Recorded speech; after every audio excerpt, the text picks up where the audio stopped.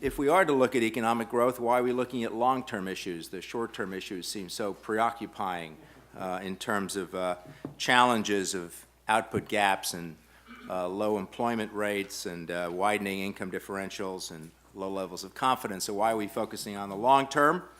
Well, we do care deeply about the short term, but we also think that it's a good time to take a deep breath and to take stock of what we know, what we think we know about drivers of economic growth.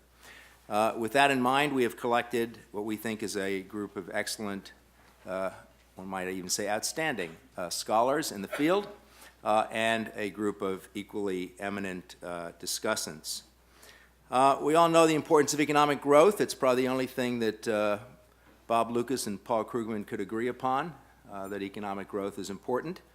And we're reading a lot about the second machine age, Thomas Piketty's book, soon to come out in English, about returns to capital. The cover of The Economist a few weeks back was about how IT was going to be a job killer. And so it's a good time for us, I think, to confront the prevailing growth paradigm and to look at it in the context of what's going to happen to the middle class and what the role of government might be if the outcomes of the market are not socially acceptable. So going beyond the short term, we are looking at long-term growth issues today, and I would venture to say that we are looking at them in an environment that is less hospitable than in the past. I say this because many of the advanced economies are struggling, and now the emerging market economies as well are finding it much more difficult to generate growth.